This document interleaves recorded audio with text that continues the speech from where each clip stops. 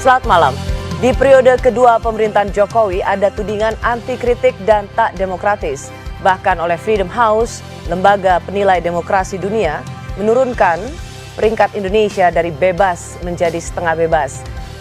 Beberapa peristiwa terakhir juga dinilai membungkam kebebasan berpendapat dan berekspresi. Benarkah tuduhan ini? Rosi pada episode malam ini, Jokowi dan masa depan demokrasi. Ya, kita ini pengen membangun sebuah demokrasi gotong royong. Jadi perlu saya sampaikan bahwa di Indonesia ini tidak ada yang namanya oposisi kayak di negara lain. Demokrasi kita adalah demokrasi gotong royong. Kalau itu baik untuk negara, baik untuk bangsa, ya kenapa tidak? Oleh sebab itu saya katakan ke aparat, ngapain takut, biar aja suruh diskusi. Nah, kalau ada makar malah akan ketahuan di situ. Syarat-syarat untuk menjatuhkan presiden itu sudah ada ukurannya, baik menurut undang-undang dasar maupun menurut undang-undang sudah ada gitu. Sehingga tidak perlu takut, itu ilmiah saya bilang. Kita bisa melihat sesungguhnya seperti juga buzzer. Ada ya yang biasa-biasa saja gitu pernyataan-pernyataan kita, tapi ada yang sudah sangat keterlaluan, yang pernyataan-pernyataan itu akan meluluhlantahkan demokrasi kita. Ya kalau kayak gitu ya harus dikasih tahu dong.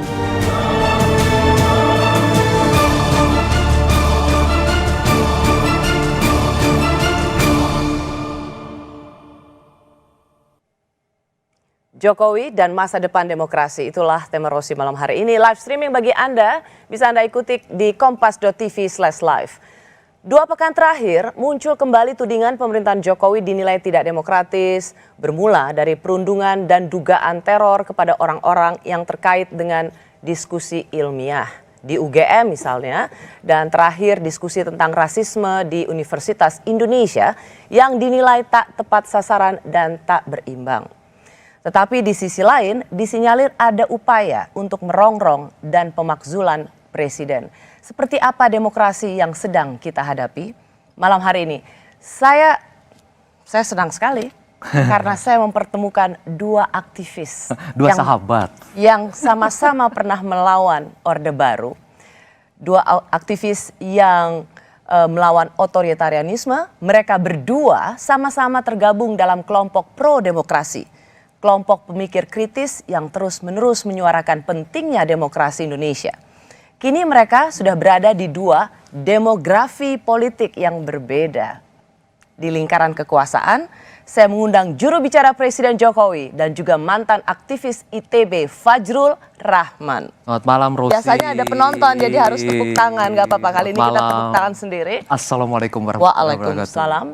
Di luar pemerintahan, saya mengundang seseorang yang ikut menulis pledoi atau pembelaan terhadap banyak mahasiswa yang ditahan di era Soeharto. Dia adalah Rocky Gerung. Ya. Yes. Oke. Salah satunya adalah pledoi saya. Oh, wow. Saya memposting soal program acara ini, mempertemukan Rocky Gerung dan Fajrul Rahman. Banyak yang tidak kenal dengan Rocky Gerung dan bilang, ngapain undang Rocky Gerung, dia bukan aktivis. Malam hari ini kita dengar dari seorang tahanan politik mahasiswa ITB, Fajrul Rahman, ketika waktu itu zaman Presiden Soeharto, Mendagri masuk kampus, ya. Anda ditahan, dan pledoi itu salah satu ditulis oleh Rocky Gerung. Rocky Gerung. Ini kejahatan membongkar rahasia negara. Saya harus bongkar lagi. Kalau dulu Anda ingat seorang Fajrul Rahman, capres independen, yang sebelah kiri saya Rocky adalah Gerung. Ahli. Iya, yang mengendorse. Tapi itu tidak nilai yang mereka perjuangkan, saya harap tetap sama meskipun mereka berada di kutub yang berbeda. Selamat malam, Bu Selamat Fajrul. malam, Rosi. Selamat malam. Fajrul Rahman. Salam sehat, salam demokrasi. Salam sehat, salam demokrasi, salam supremasi sipil. Ya. Wah, nih. Itu kesimpulannya udah. Jadi gak perlu ada ini ya. Tapi benarkah tudingan Rocky Gerung? Masa di pemerintahan era supremasi sipil, presidennya sipil, Anda sebut ini pemerintahan yang otoriter? Bukan, soal supremasi, civilian supremasi itu suka disalah tafsirkan. Bukan supremasi orang sipil, tapi supremasi dari civilian value. Jadi nilai sipilnya yang mesti supreme gitu, bukan orangnya loh. Demikian juga kalau yang berkuasa, misalnya kalau yang jadi presiden misalnya Prabowo sebagai mantan militer, tetap dia mesti tunduk pada civilian values. Nilai-nilai Jadi nilainya kesipilan. bukan kesipilan manusia. Itu yang suka disalah kaprahkan oleh teman-temannya Fajrul di istana tuh. Bukan berarti pemimpin yang Bukan sipil, dia, ya. bukan berarti pemimpin yang sipil otomatis akan mendeliver atau mengantarkan nilai-nilai civil society. Bahkan sebaliknya tuh, di dalam sejarah orang sipil justru melampaui kemampuan militer untuk menghalangi demokrasi. Di dalam sejarah pemburukan demokrasi, orang sipilnya yang jadi otoriter. Jadi bukan Power soal pers. militer atau sipilnya, Ya, tapi ya. sistem yang anti demokrasinya. Itu yang membuat kami dengan Rocky sekarang begitu ya, saya dengan Rocky ini kan berjuang sejak 80-an. Dari kelompok apa itu, secara prinsip demokrasi, DNA kami sama. Yaitu memperjuangkan demokrasi sampai akhir hayat, gitu kan Rocky ya? Ya, ini Meskipun Anda dalam istana. DNA-nya sama, cuma ada perbedaan pada rincian-rincian, perbedaan pada nuansa-nuansa seperti itu. Tapi DNA-nya sama. Ini kalau main catur Demokrasi. pembukaan Sicilian. Nah, yang kedua yang kita harus kita jelasin juga ya. Sebentar. Kenapa Anda defensif? Padahal saya belum bilang bahwa pemerintahan Jokowi itu otoriter. Untuk menjelaskan saja kepada bahwa apa yang ditanyakan oleh Rocky, bahwa ada perbedaan, bahwa sistem anti demokrasi itu bisa menampung siapapun sebenarnya. Nah, inilah yang kita kerjakan selama tahun 80-an, lalu kemudian saya ditahan, beliau menjadi yang penulis Salah satu pledoi-nya. penulis pledoi. Saya dituntut cuma 1 tahun, gara-gara pledoi dia, saya 3 tahun. Dan tunggu. dibuang ke Nusa Kambangan. Sebentar. Tuh. Jangan-jangan kalau bukan dia yang menulis, Anda cuma 6 bulan. Jangan, itu problem juga tuh. Nah itu harus kita jelaskan malam ini. Bagaimana Rocky bisa menjerumuskan saya sampai ke Nusa Kambangan. Tahanan politik itu kalau 6 bulan itu maling namanya. Mesti di atas Jangan, itu. jangan. Harus lebih ya. Iya. Anyway, saya mau bilang begini. Sebenarnya tudingan kepada pemerintahan Jokowi bukan sekali 2 kali tentang anti demokratis, represif, bukan sekali 2 kali. Tahun lalu juga, karena sebenarnya peneliti dari Australia juga sudah mengatakan itu. Buat Anda ini ada dasarnya atau memang hanya asal kritik? Asal kritik, karena pemerintahan demokrasi yang kita bangun sejak tahun 98 setelah kami sama-sama juga meruntuhkan rezim otoriter Orde Baru. Jadi kalau kita mau malam ini bertanya, Rock, yang mana yang lebih buruk? Apakah pemerintahan anti demokrasi Soeharto atau sekarang ini? Rocky malam ini juga duduk ada di sini masih ketawa-ketawa dengan saya. Kalau dulu bicara seperti ini, kita bertiga sudah masuk Nusa Kambangan nih.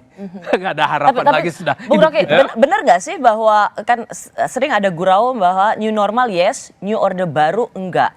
Dan new order baru itu kemudian direferensikan kepada pemerintahan Jokowi saat ini. Apa Anda mengiyakan bahwa pemerintahan Jokowi ini seperti orde baru? Ya pastilah itu. Iya kan itu saya mau terangkan tuh. Saya terangkan itu. Kenapa? Karena Presiden Jokowi masih memerlukan Fajrul Rahman sebagai juru bicara tuh. Ya. Untuk membela demokrasi ala Jokowi itu. Kalau udah demokratis, nggak perlu ada orang kayak Fajrul Rahman, cukup ngabalin aja mondar-mandir kan. Kan bukti bahwa ini tidak demokratis masih diperlukan orang yang pernah punya reputasi dalam demokrasi. Itu simpanan. Oke, itu masuk psikologinya akal begitu. meskipun kalau si bos atau Pak Rahman Toleng bilang itu alasannya agak bengkok.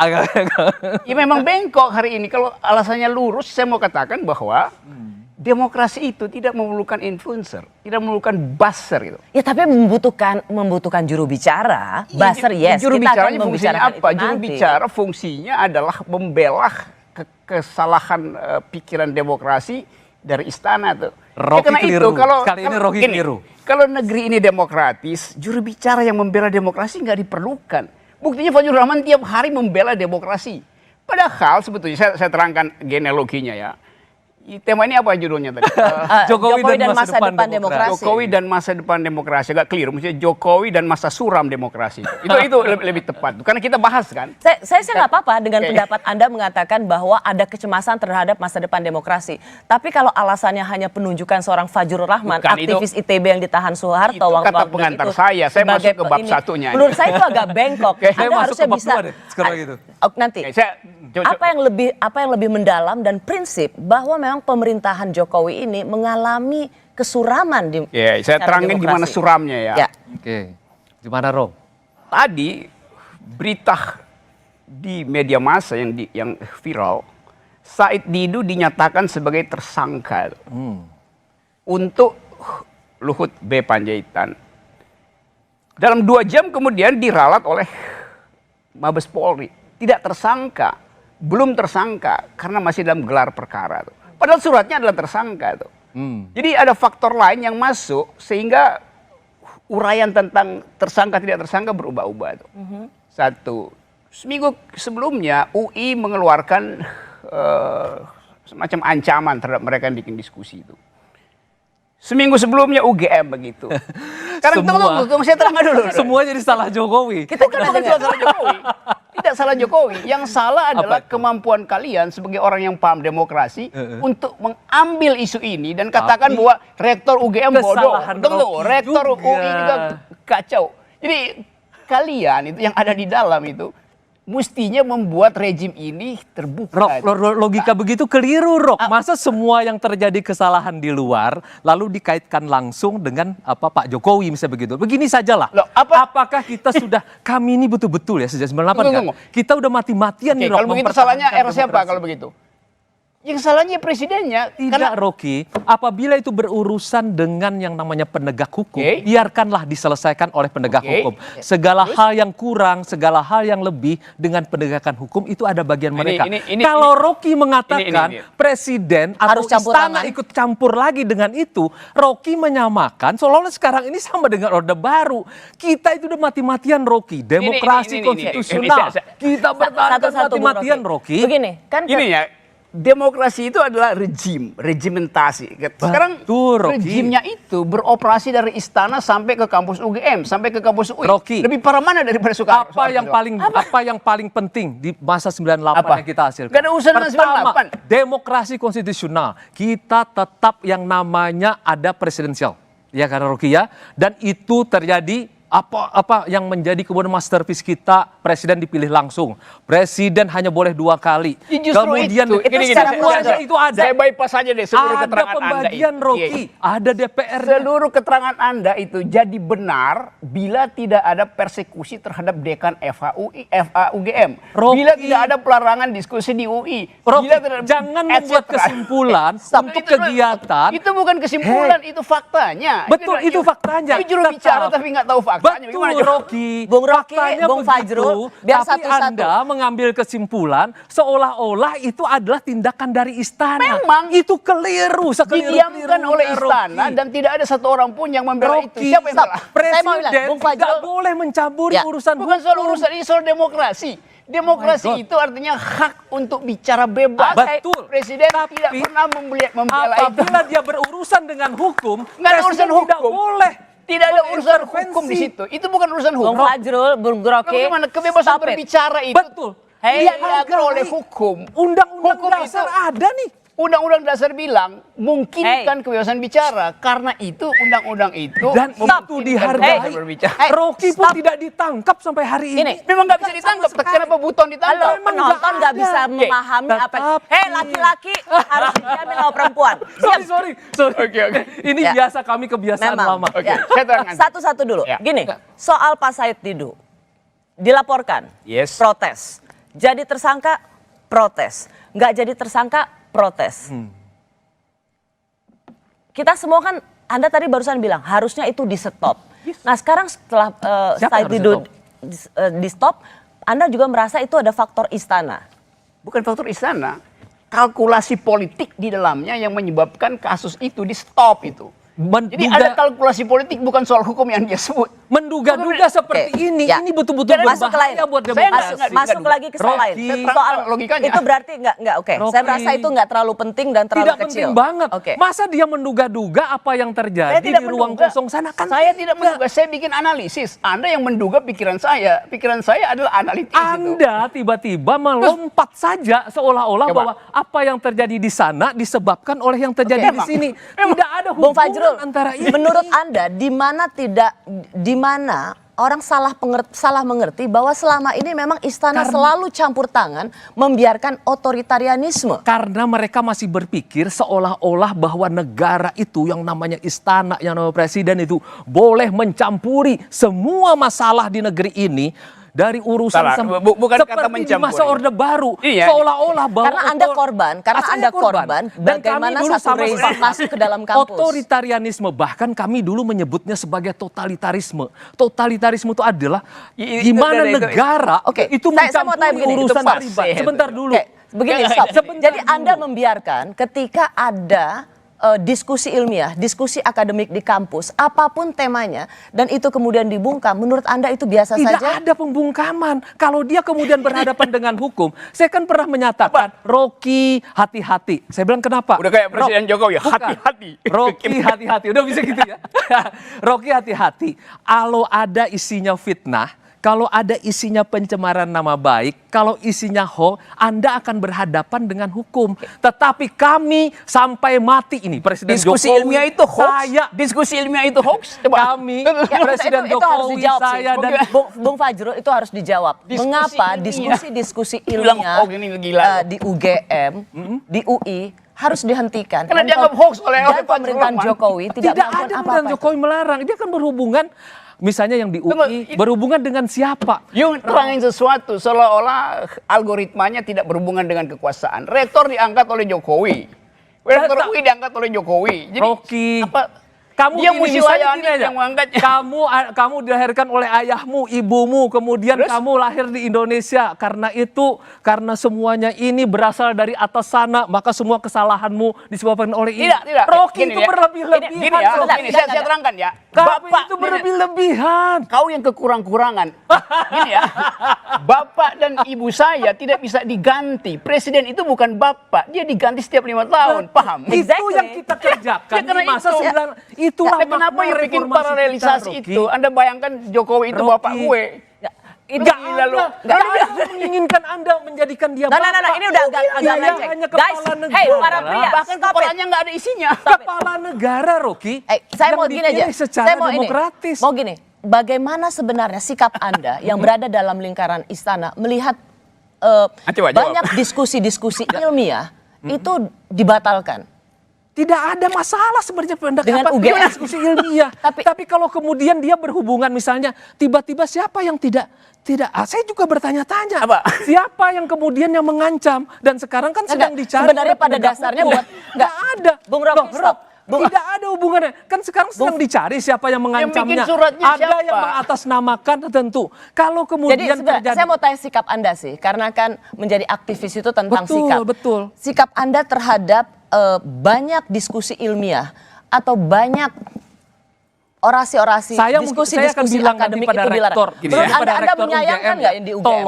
Tolong diberi. Saya dulu juga mengadakan diskusi. Bung Fajrul, Anda nggak menjawab pertanyaan aku. Apa itu? Apakah Anda menyesali bahwa ada pelarangan dan perundungan terhadap diskusi ilmiah tentang pemakzulan presiden Harus di UGM? dipisahkan ini, Rosi. Apabila diskusi ilmiah dan kemudian memakai kebebasan akademik, itu nggak ada masalah sebenarnya. Tetapi kalau kemudian dia berurusan dengan pihak administrasi rektornya, kemudian berurusan dengan penegak hukum sana, itu urusan mereka. Biarkan mereka selesaikan. Dan Nggak menurut Anda itu bisa. tidak ada hubungannya sama istana? Tidak ada urusannya dengan istana. Meskipun Rocky menurut ini Bung aja Rocky, yang rektor ini itu dipilih dihubungkan oleh nggak presiden.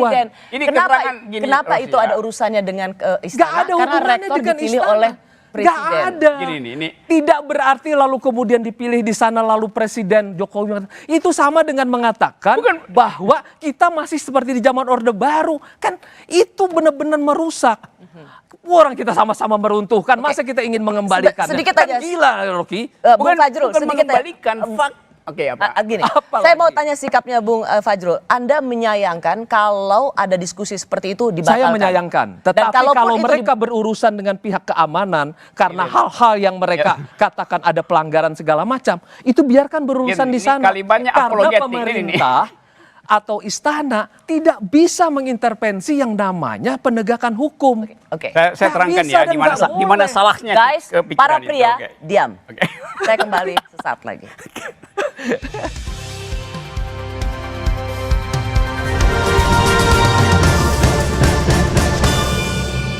Akan digelar secara daring pada Jumat 29 Mei lalu. Penyelenggara dan pemateri disebut mendapat teror. Dan yang terbaru diskusi yang bertajuk Papuan Lives Matter, rasisme hukum di Papua, dinilai pihak Universitas Indonesia tidak memenuhi prinsip keberimbangan. Padahal diskusi ini dibuat oleh BEM UI sendiri. Pihak Universitas Indonesia menilai bahwa narasumber yang didatangkan tidak kompatibel sehingga pelaksanaan diskusi pada 6 Juni lalu dikritik banyak pihak. Saya juga ingin mengundang para dosen yang mengajar di UI maupun di Universitas Gadjah Mada. Di Universitas Gadjah Mada ada Zainal Arifin Muhtar dan di UI ada Ade Armando. Selamat malam Bung Uceng, selamat malam Bung Ade Armando. Selamat malam, Kak Rosi. Saya mau ke Uceng dulu. Anda menyesalkan pembatalan diskusi yang sudah direncanakan. Apa ini cukup adil untuk mengatakan bahwa wajah demokrasi pemerintahan Jokowi itu suram? Iya, sebelum sampai ke kesimpulan itu benar atau tidak, analisisnya harus dilihat dulu. Yang pertama adalah ini kan diskusi biasa, ya, diskusi soal keilmuan dilakukan oleh anak mahasiswa yang sedang liburan, nggak tahu mau ngapain, lalu kemudian bikin diskusi, ngundang pembicara. Seorang profesor yang ngelotok betul keilmuannya soal itu. Nah, tiba-tiba ada yang kebakaran jenggot gitu, mau pakai jenggot atau enggak, tapi dia kebakaran gitu. Lalu kemudian menyerang semuanya di situ, bahkan kemudian melakukan ancaman pembunuhan, bla bla dan lain sebagainya. Poin saya yang pertama begini, ini kan ini dilakukan di masa Pak Jokowi. Tentu saya sendiri mau mendengar sebenarnya himbauan Pak Jokowi gitu. Paling tidak ada bahasa yang clear, jelas bahwa kemudian yang beginian ini tidak boleh terulang. Ya. Oke. Saya dapat karena saya sudah baca dan saya banyak lihat jawaban Anda soal ini. Tapi pertanyaan saya yang paling penting apakah ini cukup adil atau cukup proporsional untuk mengatakan wajah demokrasi di pemerintahan Presiden Jokowi itu buram? Yang kedua begini sebenarnya, kalau kita bilang pemerintahan Jokowi, maka Jokowi itu tidak sendirian di situ. Di bawahnya berada begitu banyak aparat penegak hukum. Ada jaksa di bawahnya, ada kepolisian di bawahnya. Dan kalau kita buka kembali misalnya catatan-catatan dari misalnya LBH misalnya, pelanggaran-pelanggaran yang dilakukan ini banyak. Gitu. Ada 6.000-an orang, ada 6.000-an korban dari larangan berekspresi yang terjadi selama 2019. Ada yang meninggal, begitu banyak yang meninggal. 300-an itu adalah anak-anak dan lain-lain sebagainya. Catatan teman-teman LBH itu kan sebenarnya menunjukkan bahwa Jokowi punya tanggung jawab bukan soal tidak masuk ke dalam penegakan hukum, tetapi memperbaiki wajah penegakan hukumnya gitu. Karena di bawahnya itu ada jaksa, ada polisi yang sebenarnya langsung di bawah dia gitu, langsung di bawah ketiak Presiden Jokowi gitu. Jadi apa poin Anda? Anda meminta Presiden untuk turun tangan terhadap kasus-kasus seperti ini? Saya sebagian catatan LBH itu kan adalah penegakan hukum yang tidak terlalu pas atau kemudian tidak berimbang oleh kepolisian dan kejaksaan. Ya, dan karenanya saya mau membiarkan di situ. Poinnya adalah Anda seperti juga yang dilakukan dikatakan oleh para aktivis, Pak Jokowi harus ikut membereskan ini. Bung Fajrul, Anda termasuk orang yang sebenarnya menjadi korban ketika di mahasiswa atau aktivis juga. Menurut Anda perlu nggak Pak Jokowi? Ada seruan Pak Jokowi turun dong, membereskan mereka yang memang ada di bawah. Apakah logika hukum ini tidak terlalu melompat ya? Bahwa apa yang terjadi di bawah lalu kemudian mestinya bisa diselesaikan di bawah. Presiden Jokowi ini kan pengen ini, the governing president, the governing government gitulah ya. Beliau berharap bahwa semuanya itu teratur, good governance begitu. Segala hal diselesaikan berdasarkan wilayahnya sendiri-sendiri seperti itu ya.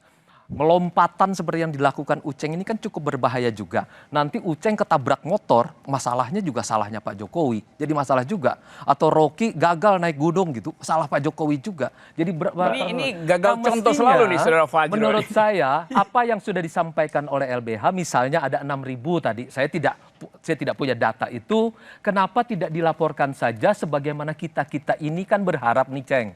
berharap sekali bahwa proses hukum di Republik ini sejak kita berjuang dulu berjalan di wilayah yudikatif, legislatif berjalan di bawah legislatif, kemudian eksekutif berada di bawah eksekutif juga. Kita tidak ingin ada campur aduk seperti ini. Nah, teman-teman kalau memiliki data, fakta yang sangat bagus, mohon diselesaikan melalui jalurnya. Jangan diterobos semacam ini. Ini akan berbahaya. Itu sama dengan itu Anda ingin mengatakan Betul. ini event para aktivis selalu menyerahkan beban ke Pak Jokowi. Seolah-olah ini sama saja dengan menghimbau bahwa lebih baik ini presiden harus menguasai segala-galanya, harus mengatur. Dan itu berbahaya. Itu berbahaya, itu yang kita tentang pada masa Orde Baru dulu. Ya, oke, Bung Uceng. Sistem presidensil menempatkan pertanggungjawaban berada di presiden gitu. Tentu berbeda dengan sistem parlementer. Maka nggak bisa logikanya bahwa presiden tidak ikut campur. Yang kedua adalah harus diingat penegakan hukum itu ada polisi dan jaksa di bawahnya. Kita tahu bahwa penegakan hukum polisi dan jaksa ini banyak bermasalah gitu. Karenanya kenapa kemudian tidak ada upaya perbaikan besar di tubuh kejaksaan dan kepolisian. Yang ketiga, kalau Pak Jokowi selalu digembar-gemborkan, tidak mau campur tangan, ikut masuk dalam proses penegakan hukum, Bung Fajrul tentunya lupa ketika Pak Jokowi menyampaikan pidato, bahkan mengatakan kepada jaksa dan polisi di daerah supaya tidak mudah mengkriminalkan proses kebijakan dan lain-lain sebagainya. Itu yang kemudian sempat diributkan juga kala itu sebagai ikut campur tangannya presiden dalam proses penegakan hukum. Oke, kalau gitu saya mau tanya posisi Anda. Berarti kan Anda lebih merasa bahwa Pak Jokowi tidak melakukan apa-apa. Ya kan? Tidak cukup melakukan apa-apa. Bukan ini terjadi karena campur tangan istana. Campur tangan istana atau tidak tentu ada proses penegakan hukum ya. Yang saya tanyakan adalah bagaimana Anda melihat kasus ini? Apakah tidak diizinkan diskusi semacam ini tentang pemakzulan presiden itu lebih karena orang-orang di bawah Pak Jokowi dan Pak Jokowi sebagai presiden tidak melakukan upaya yang lebih cukup untuk menghentikan itu, atau memang ada campur tangan istana untuk menghentikan diskusi itu? Mbak Rosi, kita tentu nggak bisa kesimpulannya. Tapi kalau bicara soal kemungkinan, siapa yang ikut bercampur tangan lalu kemudian melakukan pemaksaan, kan ada banyak faktor.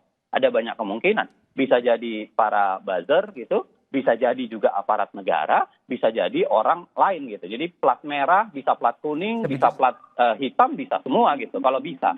Makanya kenapa saya bilang penegakan hukum harus dikedepankan. Saya pikir kita tidak. Hukum itu harus menjawab, penegakan hukum itu harus mendetailkan bahwa sebenarnya untuk kasus UGM pelakunya itu plat merah, plat hitam atau plat kuning gitu. Supaya orang tahu. Masalahnya di tingkat penegakan hukum soal yang beginian itu lemah sekali, nyaris tidak ada yang selesai. Kalau kita bicara soal kasus Rovio, saya dapat poinnya. Tapi Bung Fajrul sebagai aktivis yang berada di lingkar dalam Pak Jokowi, ini merasa dirugikan nggak?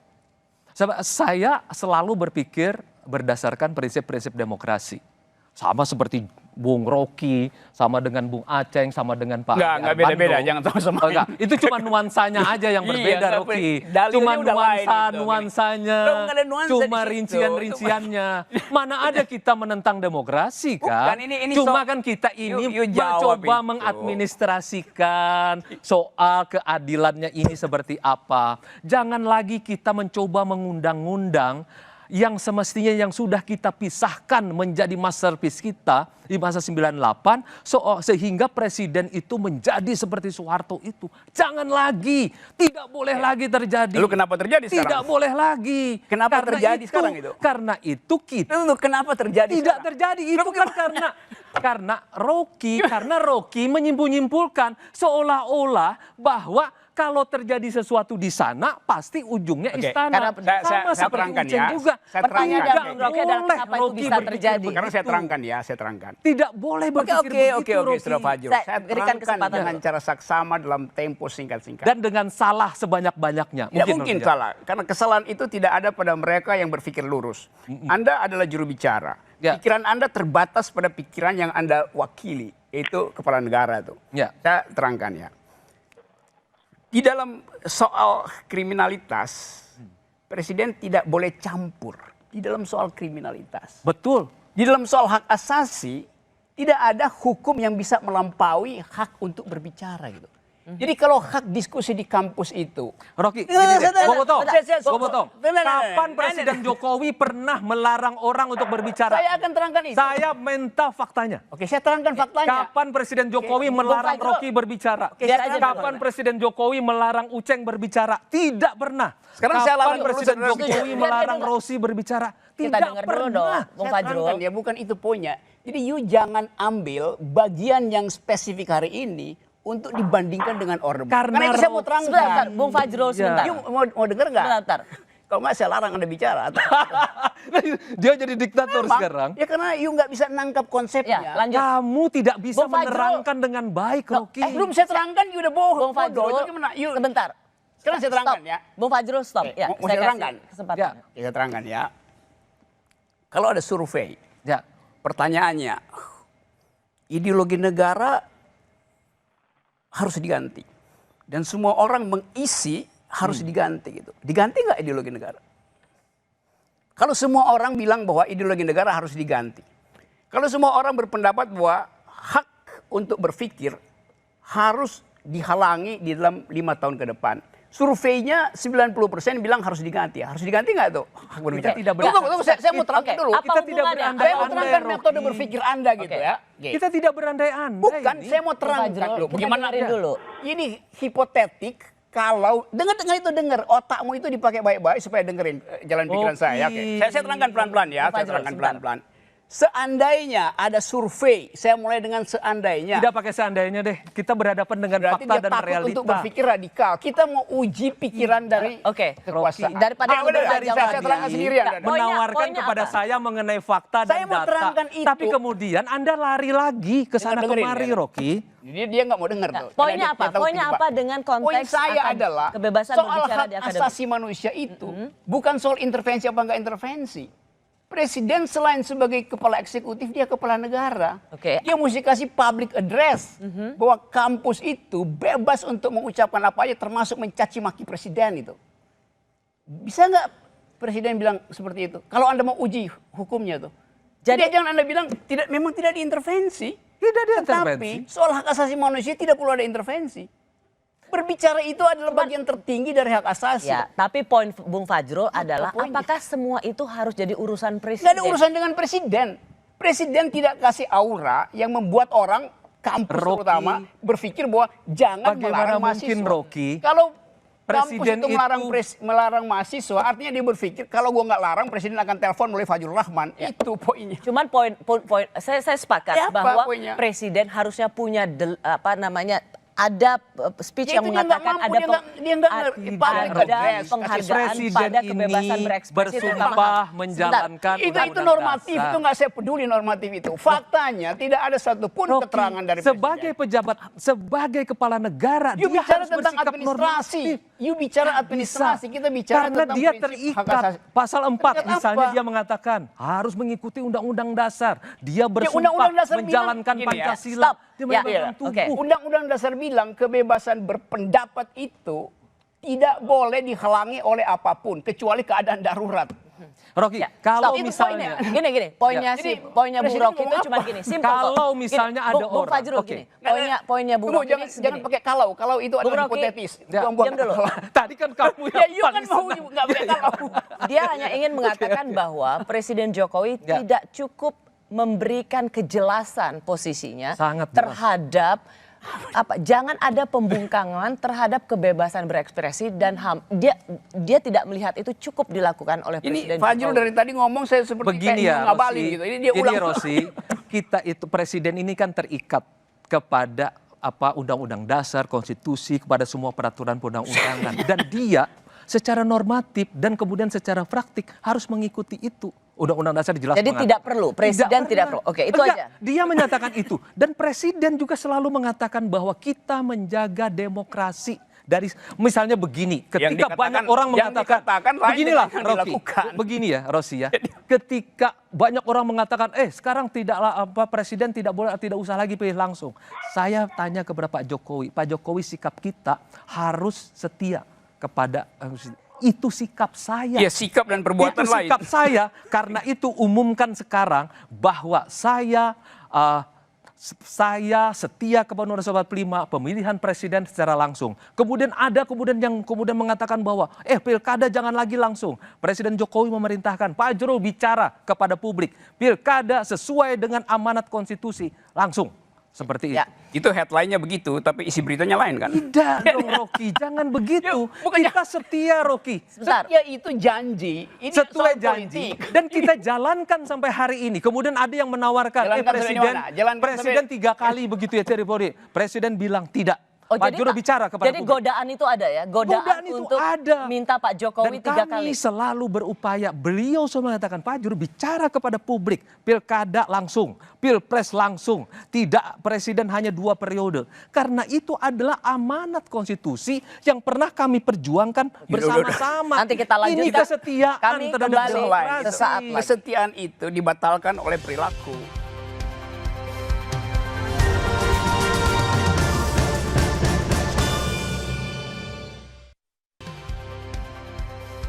Terima kasih Anda masih bersama Rosi di episode Jokowi dan Masa Depan Demokrasi. Masa suram. Masa depan demokrasi sangat cemerlang, Rosi. Ya. Karena kita setia kepada Undang-Undang 45 dan Pancasila. Diskusi lain yang juga menjadi Soeharto sorotan. juga bilang begitu, setia pada Pancasila dan Undang-Undang stop it. Dasar. Oke. Diskusi yang juga jadi sorotan adalah di kampus kami, Universitas Indonesia, soal rasisme dan menyelaraskan apa yang terjadi di Amerika Serikat soal George Floyd, Black Lives Matter. Itu dibatalkan karena dianggap narasumber tidak kompatibel. Ada pengajar di UGM dengan diskusi yang dibatalkan, ada pengajar ilmu komunikasi Universitas UUI, Ade Armando. Apa sikap Anda terhadap pelarangan diskusi tentang rasisme di Universitas Indonesia? Saya nggak melihat ada pelarangan ya.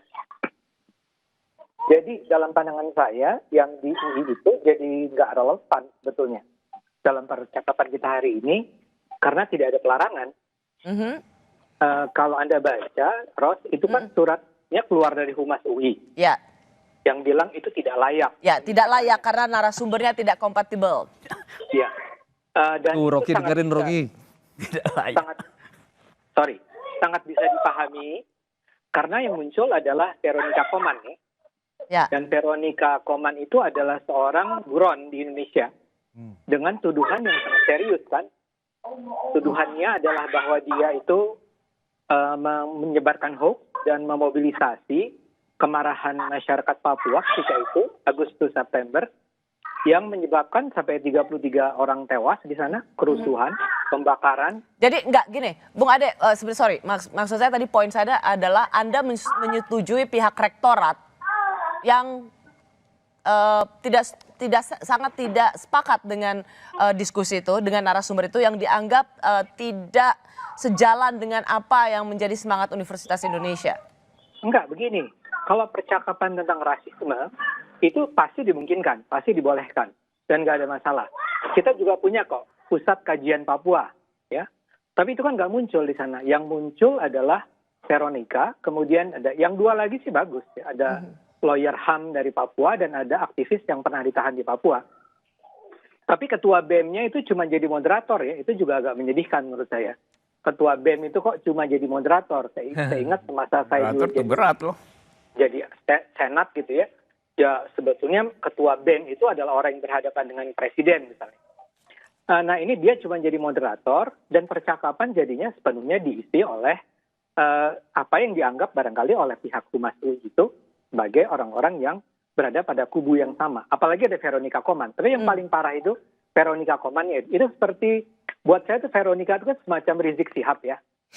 Orang yang lari dari Indonesia karena tidak mau bertanggung jawab di Indonesia. Jadi misalnya saja saya bayangkan, kalau suatu kali nanti di Masjid UI disiarkan langsung ada Rizik Sihab ngomong, boleh nggak rektor kemudian menyatakan kita menyesalkan? Nah, jadi intinya adalah UI itu nggak relevan karena berhenti di sana. Rektor UI sama sekali tidak interfere, tidak terjadi apa-apa sama ketua BEM. Dan ingat juga dulu Rosi ya, ketua BEM yang lama itu kan pernah, yang beberapa tahun yang lalu pernah kasih kartu merah buat Jokowi, ingat nggak?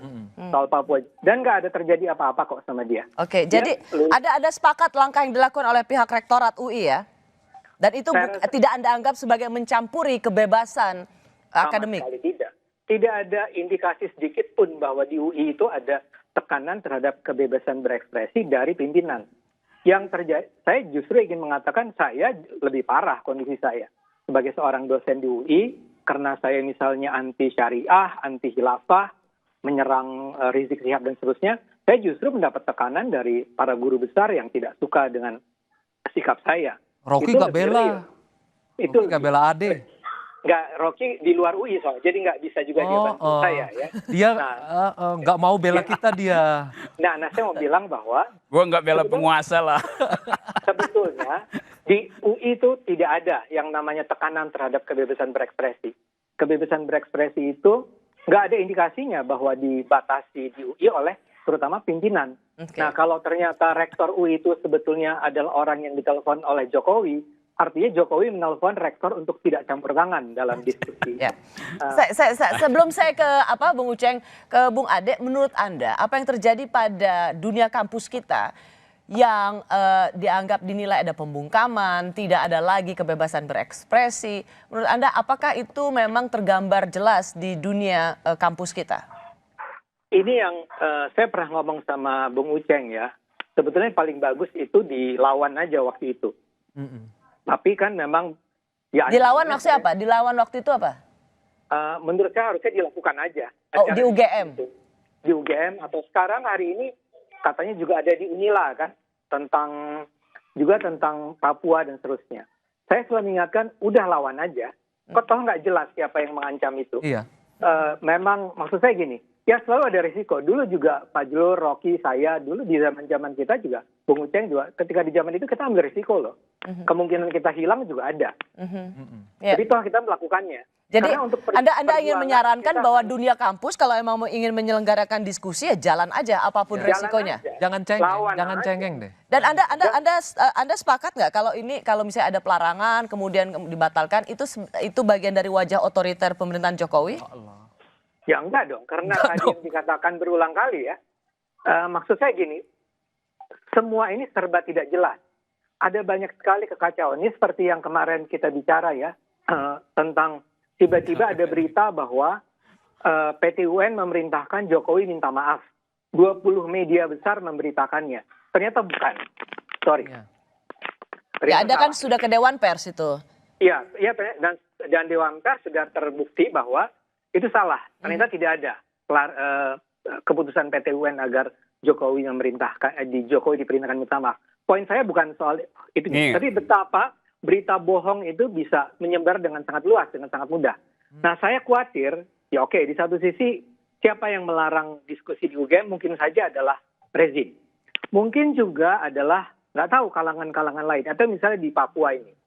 Mungkin rezim, tapi mungkin juga kalangan yang selama ini sudah menikmati privilege mereka di Papua dan sekarang terancam. Atau mungkin juga, dan banyak mungkin karena itu untuk pembuktiannya itu kasus itu pernah menimpa Rocky tuh. Ya, intinya sikap Anda adalah tidak serta-merta apa yang terjadi di dunia kampus itu harus selalu ditimpakan pada pemerintahan Jokowi. Kalau ditambah contoh, Rosi. Loh iya, karena banyak sekali contohnya itu tadi saya bilang. Harus dibuktikan dulu bahwa ini memang datang dari rezim.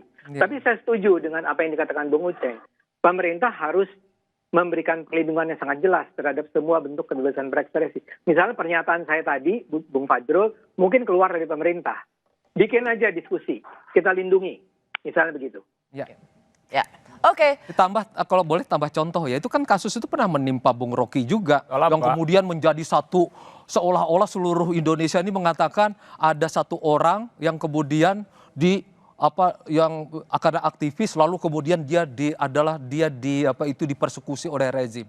Salah satunya kan yang terkena kan ini Bung Rocky ini. Saya yang kemudian itu menuduh kepada pemerintah. Ternyata kan yang terjadi sebaliknya. Ternyata itu kan hoax kan yang kemudian disebarkan. Ini soal kebebasan itu udah selesai lah. Tapi ini bisa mirip. Jadi jangan sampai kita membuat kesimpulan-kesimpulan dari data-data yang sangat sumir, yang tidak jelas. Akibatnya karena kebencian kita terhadap sesuatu, lalu kita menjadi tidak adil terhadap Saya akan kembali pihak pada Anda lain berdua, begitu. tapi saya mau say goodbye dulu ke Bung Ade sama Bung Uceng. Bung Uceng, apa yang Anda perlukan dari seorang Presiden Jokowi tentang yang selama ini dirasakan oleh para aktivis, para pemberantasan korupsi maupun pro demokrasi? Apa yang sebenarnya masih Anda ingin dengar dari Presiden Jokowi?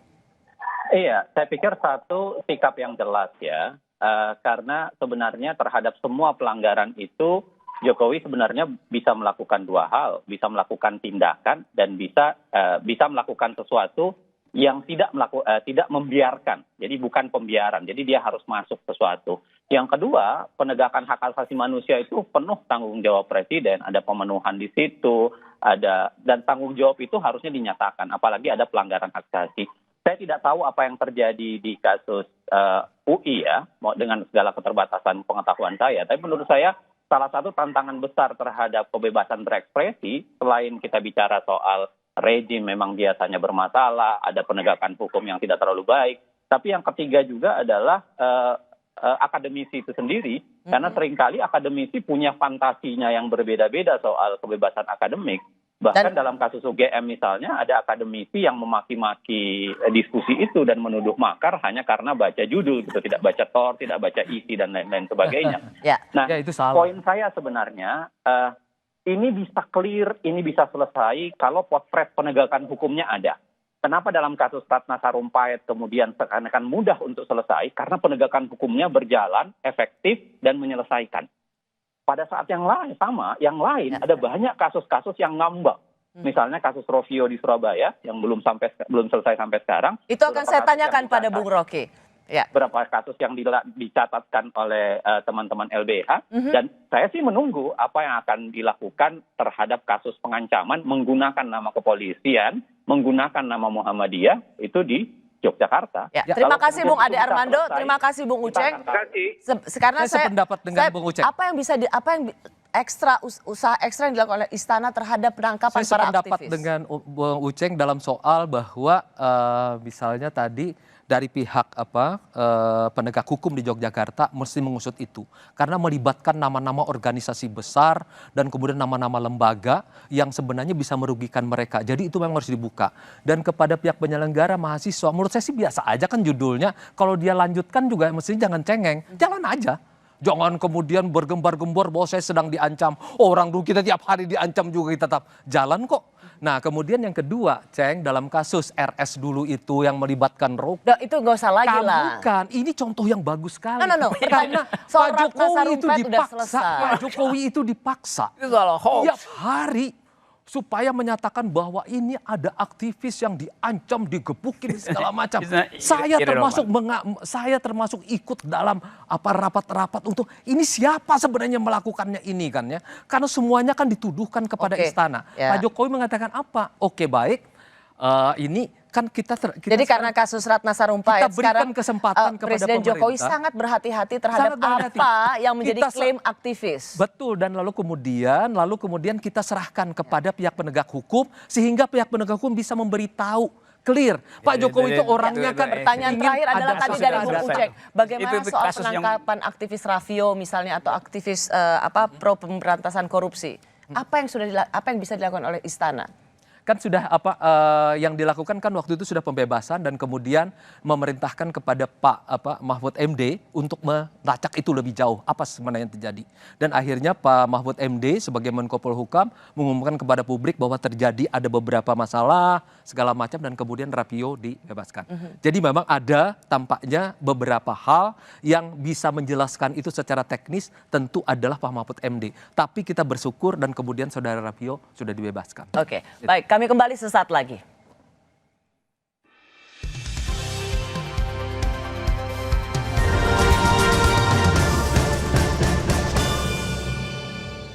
Dengan dua aktivis, Rocky Gerung dan Fajrul Rahman yang sekarang berada di sana sebagai jubir Presiden Jokowi. Untuk menambah perspektif kita, saya juga ingin mendengar dari mereka. Salah satunya adalah dari Ketua YLBHI Asfinawati dan juga pegiat media sosial Eko Kuntadi. Selamat malam Bung Eko, selamat malam Mbak Asfina. Selamat malam. Saya mau Mbak Aswin dulu. Anda meminta Presiden Jokowi menertibkan buzzernya. Mengapa hal ini penting menurut Anda? Itu loh yang menurut saya yang kita bisa lihat sesungguhnya seperti juga buzzer, ada yang biasa-biasa aja gitu pernyataan-pernyataan biasa, tapi ada juga yang sangat keterlaluan yang pernyataan-pernyataan akan meluluh lantahkan demokrasi kita ya. Kalau kayak gitu ya harus dikasih tahu dong. Dan kalau nggak dikasih tahu dan kan tidak mungkin buzzer atau influencer akan bergerak kalau dihambat. Mengapa Anda mengkaitkan ada buzzer pendukung Pak Jokowi dan itu menodai demokrasi kita? Ya, pertama saya mau mengungkapkan contohnya dulu biar kita tahu seberapa parah sebetulnya persoalannya. Misalnya orang-orang yang membela KPK itu dikatakan Taliban. Dan misalnya juga ada kasus lain soal sawit baik gitu ya, hashtag sawit baik dinaikkan terus menerus. Itu ketika terjadi kebakaran hutan yang membuat ratusan ribu orang tidak bisa bernafas. Dan kita Tapi tahu. emang itu buzzernya Pak Jokowi soal sawit baik? Nah, ini yang menarik. Ya, ada banyak jaring-jaring buzzer, misalnya saja soal COVID. Kita tahu bahwa pemerintah mengucurkan puluhan miliar untuk wisata. Denny Siregar misalnya pada tanggal 2 Maret mengatakan Pak Jokowi gitu ya, @Jokowi kucurkan ratusan miliar rupiah untuk diskon tiket dan bayar influencer luar supaya terus promo wisata. Ada orang yang teganya sibuk sebarkan isu corona. Itu jelas-jelas binatang. Dan kemudian terbukti bahwa Maret memang sudah ada COVID-19 dan sebelum itu kemudian di kebelakang hari kemudian ditemukan sebelum tanggal 2 Maret tampaknya sudah ada di Indonesia. Ini kan mengerikan sekali ya karena menyangkut nyawa orang ya, dan Oke. Saya sepakat di situ Mbak Aswin. Tapi kenapa? Itu kan buzzer dan mereka bisa mengendorse siapapun. Kenapa harus Anda kerucutkan bahwa itu Jokowi? Kan Jokowi kepala pemerintahan. Begitu Jadi ya. untuk urusan buzzer juga itu tanggung jawab Jokowi?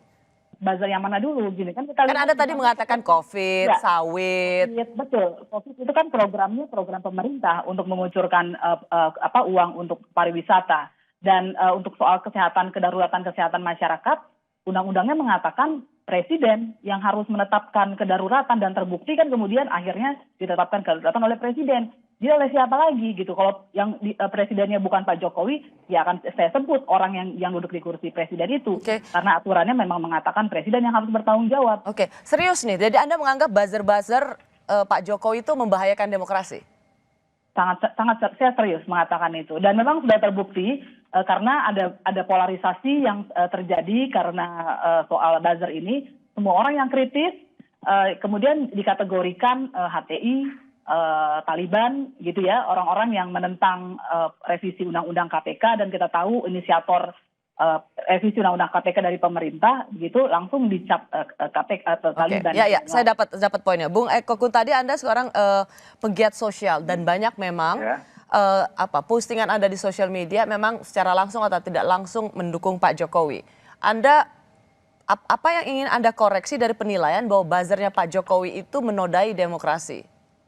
Yang pertama bahwa media sosial ini kan umum banget ya, publik yang bergerak di situ. Artinya bahwa tidak semua orang yang melakukan pembelaan terhadap kebijakan pemerintah itu harus di stigma buzzer. Menurut saya itu juga stigma yang buruk. Sama tadi seperti Mbak Hasti tadi ngomong bahwa mereka marah di stigma HTI dan lain-lain, menstigma buzzer juga sama.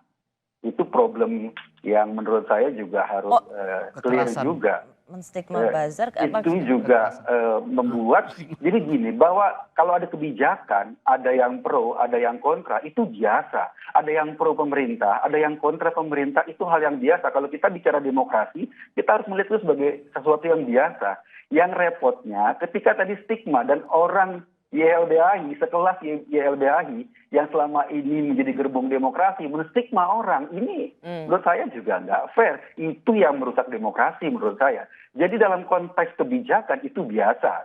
Ada pro dan kontra. Kalau yang pro di stigma tadi buzzer, ya nggak benar menurut saya. Itu yang pertama. Yang kedua, Oke. Saya dapat poinnya. Jangan kemudian buzzer itu distigmakan sebagai yang hina di demokrasi gitu ya. Tunggu, bukan orang yang pro pemerintah itu tidak serta-merta buzzer.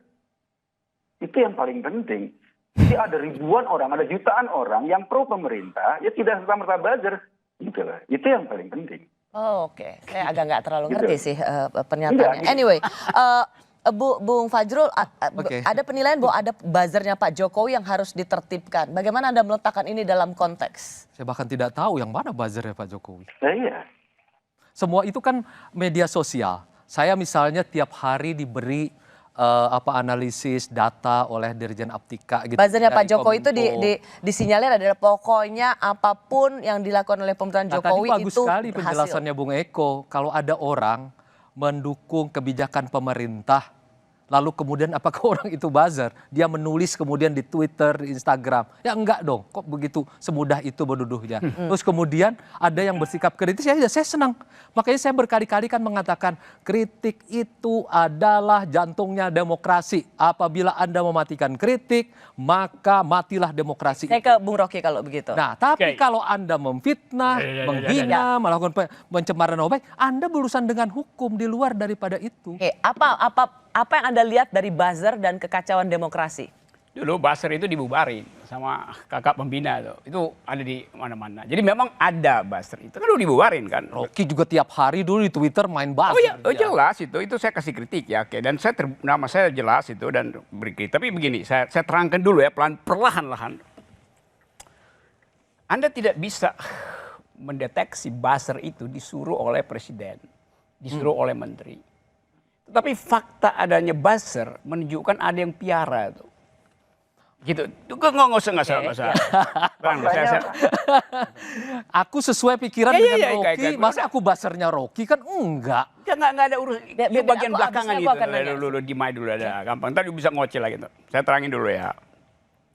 Fungsi pertama buzzer adalah mengulik-ngulik pribadi orang itu. Doxing. Yes. Jadi kalau Anda kasih kritik dan Anda punya problem privat, hati-hati itu. Buzzernya akan bongkar itu. Sekarang bertanya kok dia tahu? Karena buzzer ini ada, ya mungkin ada buzzer yang mantan wartawan bodoh, kekurangan uang jadi buzzer itu. Ada mantan aktivis itu, mantan LSM sama jadi buzzer karena butuh uang itu. Ada buzzer yang dosennya ya standar-standar aja direkrut jadi buzzer. Jadi mereka punya pengetahuan tentang siapa si tokoh itu. Rentetannya ada tuh. Karena dia dulu wartawan, karena dia dulu adalah LSM, karena dulu dia adalah akademisi tuh. Jadi mereka punya data itu tuh. Kemudian bersembunyi di dalam akun-akun anonim. Anonim, oke. Nah, jadi menurut Anda apa yang membedakan Anda yang selalu mengkritik Pak Jokowi dan buzzer yang selama ini membela Pak Jokowi? Kan ada tuduhan juga seorang Bung Rocky yang mengatakan, Bung Rocky ini buzzernya AHY. Saya tidak berbuzzeria. Karena buzzer itu ada APBN-nya tuh. Enggak, Oke, saya sebut APBN dalam pengertian influencernya kan dikeluarin uang buat APBN kan. Ya kemarin waktu pariwisata enggak. Saya membela. Tunggu dulu. Saya belum selesai nerangin apa yang namanya buzzer itu tuh. Kalau Anda bilang misalnya saya membela AHY, iya saya membela pikirannya tuh. Karena dia bukan tokoh pada waktu itu. Saya dekat dengan SBY, ya saya diskusi. Saya waktu kampanye kemarin tuh dekat dengan Prabowo, ya karena saya menghajar istana tuh. Tapi saya dengan Prabowo berbeda motifnya. Saya ingin membatalkan kedunguan istana, Prabowo ingin mengambil kekuasaan di situ kan. Jadi nggak ada hubungannya sebetulnya tuh. Tapi yang lebih penting adalah ada uang mengalir apa tidak itu. Dan demi apa itu. Kalau saya disebut buzzer Prabowo, 12 jam setelah Prabowo jadi menteri saya hajar di Twitter juga kan. Dan saya dipanggil Prabowo, diundang untuk diskusi, oke saya datangin. Jadi nggak ada urusan dengan Kantong. kekuasaan dan kantong. Rocky ini menghina Gitu loh, saya mau kecerdasan terangin. publik. Jadi gini, maksudnya dong, Bung itu Rocky lain dong. adalah Tapi ketika dia buzzer mengkritik itu itu tidak ada urusannya dengan isi kantong, tidak ada Iya, tapi urusannya dengan buzzer kekuasaan. istana itu pasti Itu ada. kan satu kategori yang Setiap- tidak bisa dipakai untuk semuanya. Dia menghina kecerdasan publik. Apabila misalnya saya juga misalnya mendukung Rocky yang mengatakan misalnya kami pernah bersama-sama kan mendukung terus capres independen. Iya, terus buzzer Gagal. apa di situ? Terus kemudian pilkada independen kami berhasil. Ya, Kami terus- saling mendukung. Kalau kemudian Rocky sekarang mengatakan bahwa demokrasi harus Ini dijalankan nggak ada- di nggak ada- Indonesia. nggak- Saya nggak ada jalankan. poinnya nggak di Nggak situ. ada masalah. Saya dalam nggak titik bayar itu. Anda buat jadi presiden independen. Anda tidak bayar saya tuh. Tapi Betul. buzzer itu ada anggarannya tuh. Kita Artinya tidak Bung bisa Fajrul, menduga-duga Rocky. artinya Bung Tidak Fajrul, menduga. kalau Bung Fajrul Saya nggak mendukung menduga, Rocky, saya Anda menuduh. bukan buzzer. Kalau begitu menduga. Anda laporkan Rocky. Laporan ke siapa? Anda laporkan saja Mau apabila dilaporkan ke siapa? itu misalnya apabila itu ternyata merusak demokrasi, Oke. apabila itu ternyata menghina Anda, apabila itu memfitnah Anda. Oke, sekarang saya tanya. Majukan Oke, saja. sekarang saya tanya. Merusak demokrasi tidak buzzer ini? Coba jawab, ya apa enggak? Tunggu, ya apa enggak? Bentar, Roksi. Tunggu, ya apa tidak? Kita jelaskan dulu merusak buzzer demokrasi apa apa ini. enggak? Kalau misalnya ada kebijakan Pak Jokowi bahwa kita sama-sama menegakkan disiplin melawan COVID-19. Bukan, Terus itu ada yang yang buzzer. kemudian Bukan soal mendukung. itu. Ada yang You kemudian, cari- terus mau apa? Anda lemah di dalam contoh. Saya ambil contoh yang Contohnya keras. apa? Oke. Saya ngomong deh. Contohnya apa? Maksudnya Saya contoh deh. Ingin mengatakan semua yang Membuli orang dan mengorek siapa privasi itu? orang. Siapa itu? Saya nggak tahu. Bagaimana Anda juru bicara nggak tahu isu Saya nggak tahu. publik? Gimana? Saya tidak mau menuduh orang itu masalahnya. Mau saya Rocky. sebut namanya? Sebut aja. Ada di dalam Sebut media aja massa namanya itu. Rocky. Jadi Anda tidak Sebut aja. pernah. Saya menyebut pada Anda yang juru bicara yang tahu Tidak, tentang isu Rocky. publik. Anda baca koran nggak? Enggak, saya Oh, enggak. tidak. Saya tidak akan berbicara Oke, anyway, tanpa gini ya. fakta, Gini. tanpa Faktanya ada di data, koran. Bung kemudian Fajrul. dengan tuduhan itu yang merusak demokrasi, Rocky. Buset ini. Gini, Ini ya, maksudnya ini saudara Fajrul Faj- ini. Gini, maksudnya Bung Rocky itu adalah kalaupun Anda mendukung Rocky Anda nggak atau mau jawab kan? itu bukan buzzer karena Anda melakukan itu pada ada kesamaan nilai, tapi Iya. ada orang-orang yang memang dibayar. Yang orang-orang itu kita kan tidak tahu karena kita Saya- benar udah, nggak saya dia tanya. dibayar tidak? Oke, you tidak tahu. Yang saya tanya, dia dibayar itu merusak demokrasi apa tidak? Tuh? Kalau berandai-andai kita tidak bisa, Rocky. Anda takut menjawab? Anda aja yang menyebut. Saya nggak Siapa? menyebut. Anda nanti akan masuk. Anda misalnya Anda laporkan Saya saja. cuma tanya, kalau buzzernya itu Kita ada tidak anggarannya. berandai-andai karena apa yang disampaikan Ospina itu tidak berandai-andai. Emang nggak Dia mungkin berandai-andai? menyebut. Nah kalau kayak begitu kumpulkan nama-nama itu lalu kemudian kalau mereka betul-betul melakukan kan ada jelas secara Kalau gitu saya Pertanyaan tanya, saya, ini memfitnah nih. itu soal hukum. Pertanyaan saya dalam prinsip demokrasi, buzzer itu bagus apa tidak? Itu dia nggak mau jawab. Rocky, Tunggu, you jawab. orang yang terlibat di dalam media sosial itu bebas. Ini Bukan ini soal media pasar sosial, bebas kok. buzzer yang dibayar. Ini pasar bebas. Saya, kalau misalnya Anda bisa membuktikan, kalau misalnya Asvina bisa membuktikan bahwa ada orang yang dibayar untuk menghina orang, memfitnah orang, kemudian mencemarkan nama baik orang, laporkan, biarkan pengadilan yang bertindak. Karena itu- Biarkan karena hukum itu yang merusak bertindak. demokrasi. Itu merusak Oke, demokrasi. itu Kalau sebenarnya dia yang merusak sudah jawab. demokrasi, Anda bilang pada presiden, tertibkan buzzer-buzzer istana. Tidak ada. Rocky, kamu Jadi nggak ada buzzer istana? dari tadi Anda Ada selalu nggak buzzer istana? melompat. Semua kamu ini mirip dengan, saya nggak tahu, saya jadi ragu-ragu. Apa? Dengan orang yang selalu menyalahkan ke Pak Jokowi menyalahkan. Padahal urutannya ini belum lengkap, logikanya Tidak ada belum sama lengkap. sekali buzzer istana. Saya Lu kan tidak pernah mengetahui. Tidak ada Oh, you nggak buzzernya Pak tahu. Jokowi. Jangan bilang nggak ada, you nggak tahu kan? Saya tidak tahu mengetahui itu Ya harus karena dong. Masa setahu dia saya mengatakan sesuatu yang dia nggak tahu, Bung karena Rocky? menurut saya yang Ya udah, namanya kalau you nggak media tahu, sosial itu ngapain? pasar bebas. Saya kenal ada nama seperti Rocky, ada saya dapat segala. Saya ikutin apa yang dia sampaikan. Saya mau tanya tadi Dan saya tidak pernah Bung- mengatakan Mbak dia Asvina, kemudian Anda perlu ditangkap. merasa ada Enggak. dasarnya nggak sih menuduh, bukan menuduh sih, mengatakan bahwa buzzer Pak Jokowi harus menertibkan buzzernya? Ya, pertama kan begini, ada banyak kebijakan-kebijakan yang disupport oleh akun-akun tertentu, begitu ya. Dan kemudian akun itu digaungkan oleh akun bot juga. Jadi kita jangan pura-pura bodoh bahwa semua Ada yang akun memang itu bodoh. bahwa akun itu adalah manusia semua. Tidak. Tapi itu bukannya vice versa bagi mereka yang juga anti, Yang anti Ya, vice versa. anti Pak Jokowi juga melakukan melakukan hal yang itu sama. mungkin Tapi kan kemudian perbedaannya adalah kalau ini disokong oleh pemerintah, itu Anda mengacaukan tidak demokrasi. adil. Demokrasi Seolah-olah harusnya kalau adalah melawan orang- pemerintah boleh Bukan, menjadi itu, kalau lalu melawan kemudian pemerintah.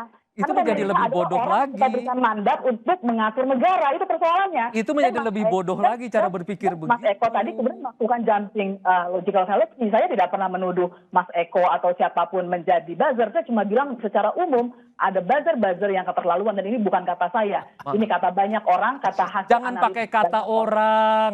Kita berbicara di depan publik dan ini bisa menjadi konsumsi publik. Pernyataan seperti itu membuat publik Orang ini menjadi adalah suara itu pernyataan masyarakat. bodoh dan sangat Orang-orang bodoh. yang Sebetulnya- sedang menjadi korban.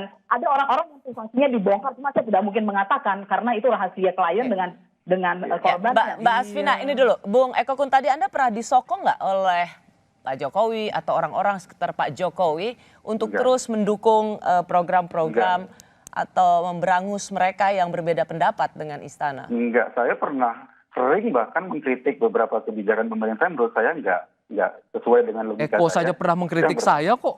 Ya kok ya. Iya, saya kritik Pak Fajrul dengan keras karena saya anggap beberapa komentarnya, caranya sebagai juru bicara waktu awal-awal belum pas, saya kritik dengan keras. Kalau sekarang Yang sudah pertama. setuju ya.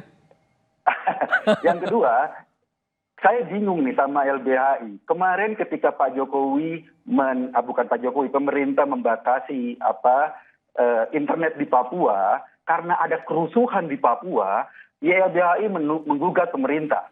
Itu kasusnya kerusuhan loh. Sekarang kondisinya lagi ngobrol biasa-biasa saja di media, katakanlah di media sosial, nggak ada kerusuhan, tapi Anda menuding orang yang membela kebijakan pemerintah sebagai buzzer. Logikanya nggak jelas.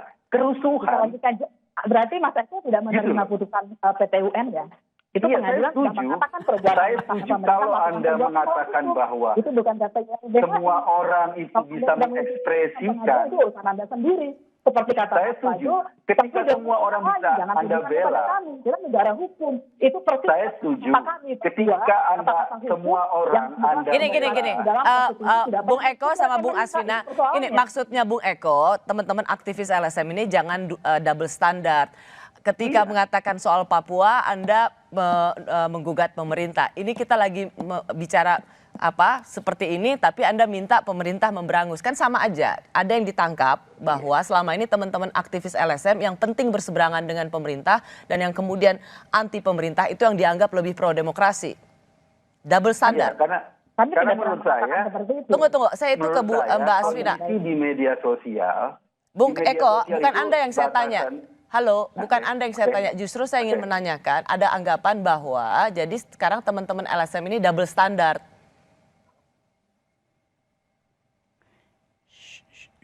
Ya dengar. Ya. Mbak Asvina? Iya, oke. Ini buat saya. Ya. Iya, jadi begini. Kalau mengacu pada putusan pengadilan, pertama yang harus kita ketahui sebetulnya siapa sih yang membuat kerusuhan gitu. Mana sebab dan mana akibatnya, itu persoalannya. Mereka kan melakukan aksi demonstrasi damai untuk meminta tidak ada lagi sikap rasisme kepada masyarakat Papua. Itu persoalannya, dan kemudian aksi massanya dihajar, banyak orang ditangkap dan luka-luka. Dan soal shutdown internet itu sangat berbahaya karena orang-orang jadi tidak bisa berkomunikasi, tidak tahu justru ketika masa keadaan Oke, kerusuhan. langsung to the point aja Mbak Asvina. Ada anggapan juga teman-teman aktivis sekarang ini double standard gitu. Oh ya, saya sudah menjelaskan. Kami tidak ada double standard. Dari dulu kita sudah menentang penghancuran demokrasi, misalnya seperti hate speech dan lain-lain sebelum negara ikut-ikutan dan mengarahkan konsepnya ke arah penodaan. Ya, kebebasan bicara yang diperjuangkan oleh teman-teman LSM kan termasuk juga kebebasan para buzzer. Kenapa kemudian Pak Jokowi atau Presiden Jokowi harus menertibkan buzzer? Bukankah itu bagian dari kebebasan berbicara? Kalau kita lihat kata buzzernya adalah orang yang mendapat pesanan.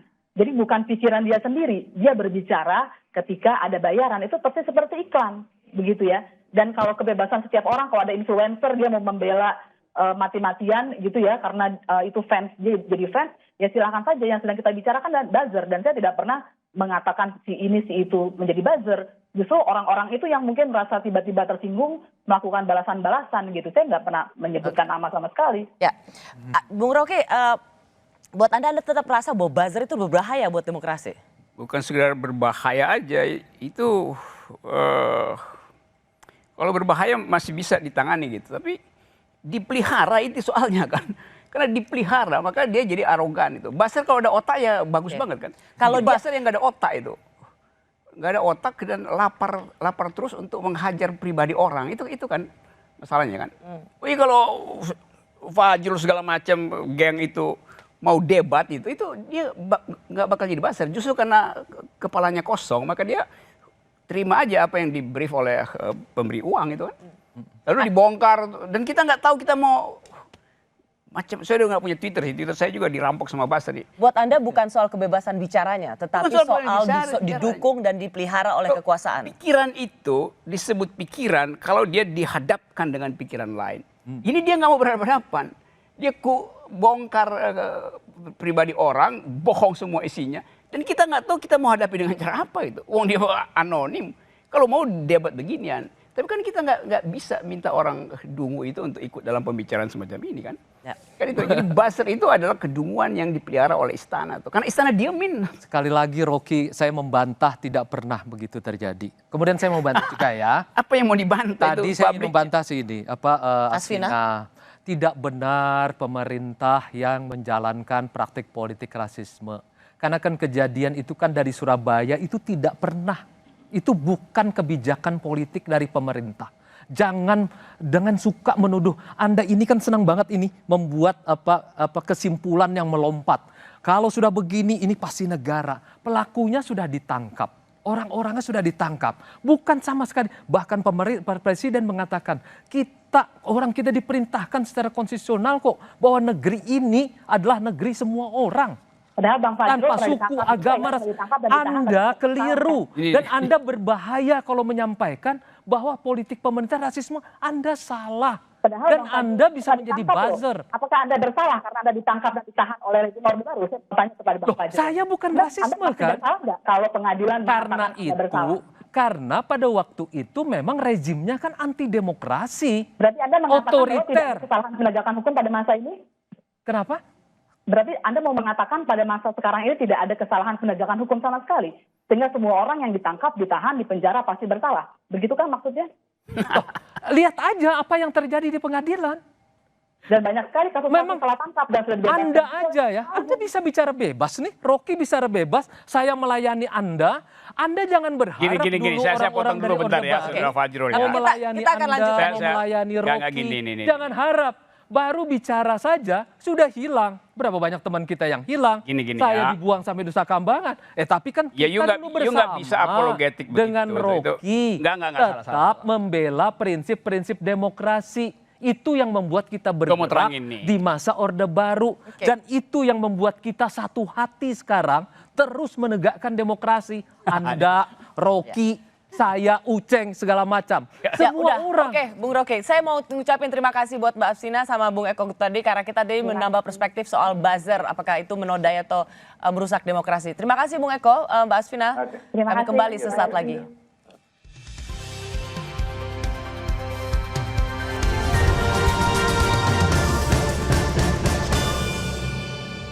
Ada di bagian akhir episode malam hari ini. Dalam setiap percakapan publik, dalam diskusi warga negara, selalu yang kita saksikan secara nyata, perdebatan itu selalu dipertajam oleh perkubuan atas nama fanatisme.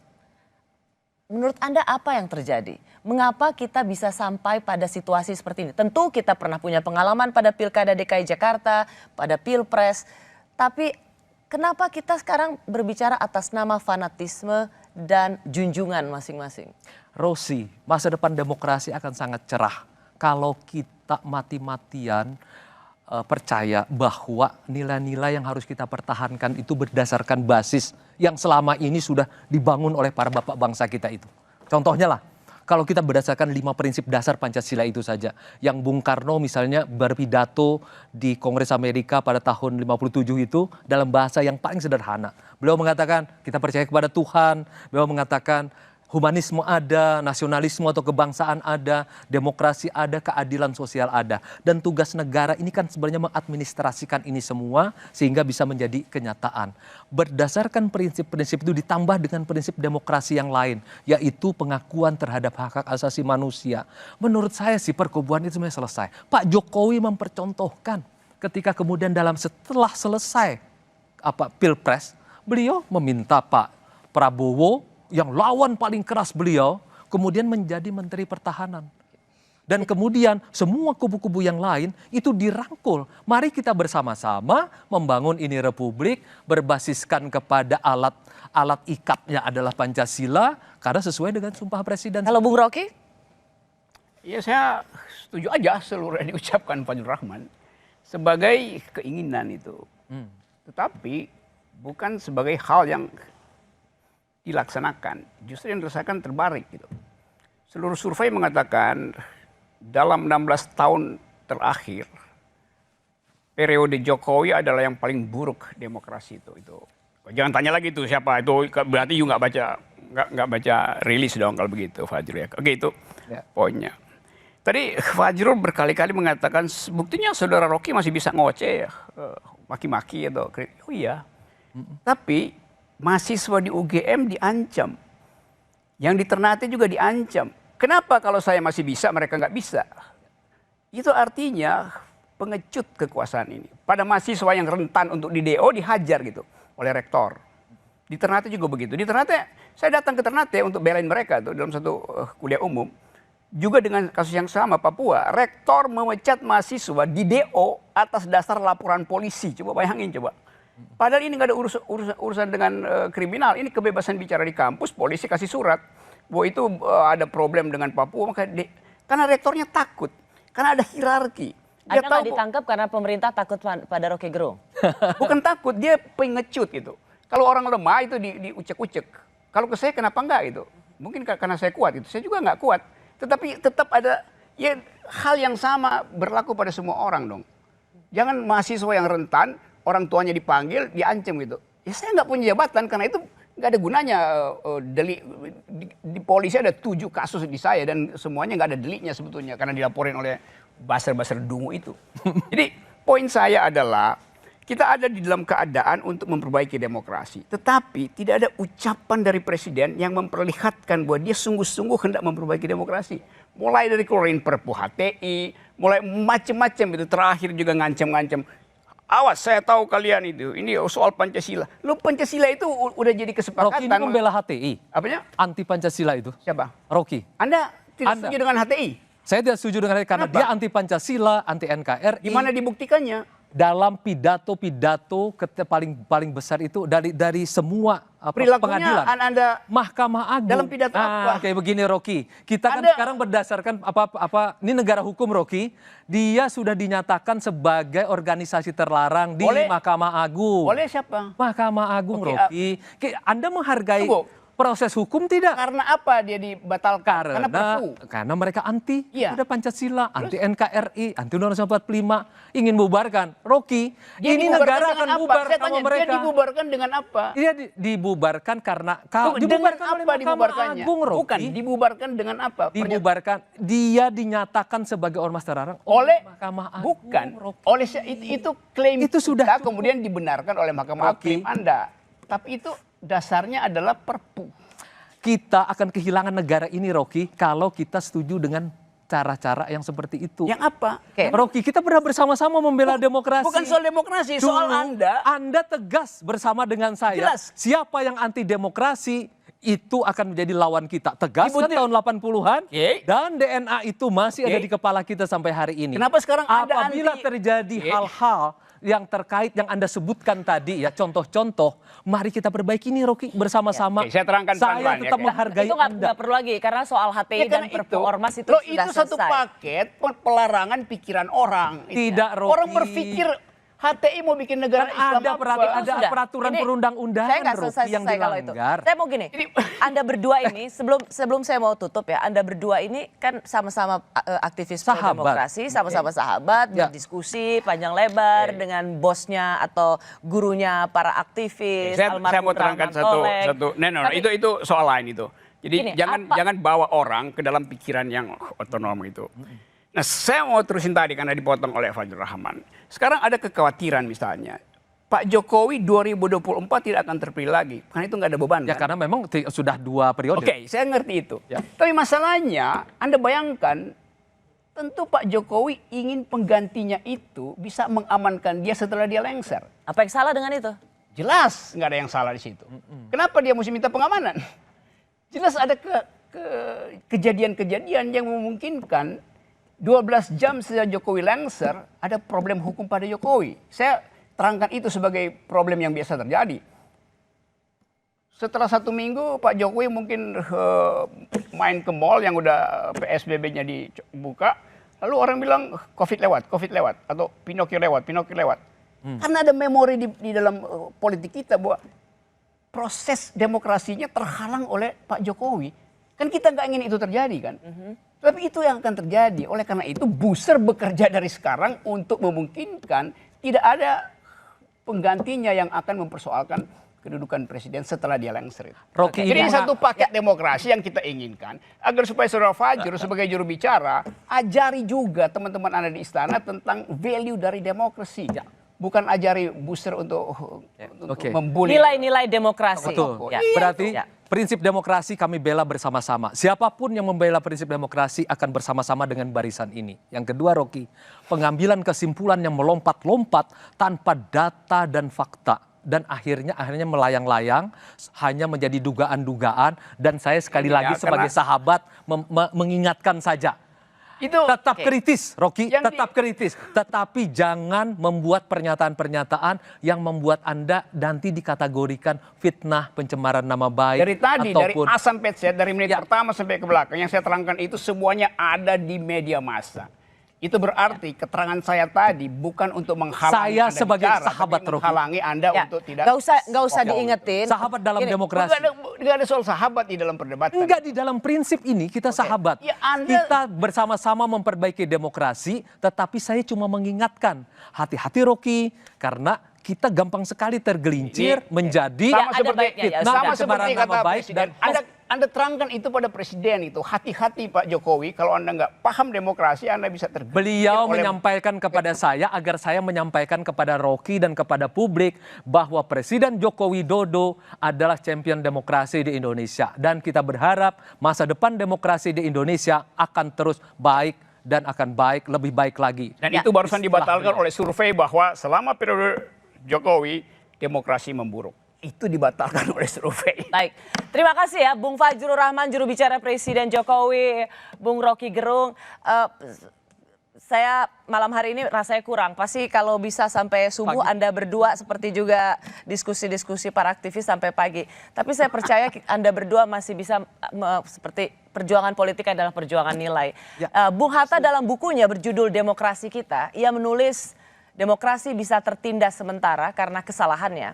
Tetapi setelah ia mengalami cobaan yang pahit, ia akan muncul lagi dengan keinsyafan.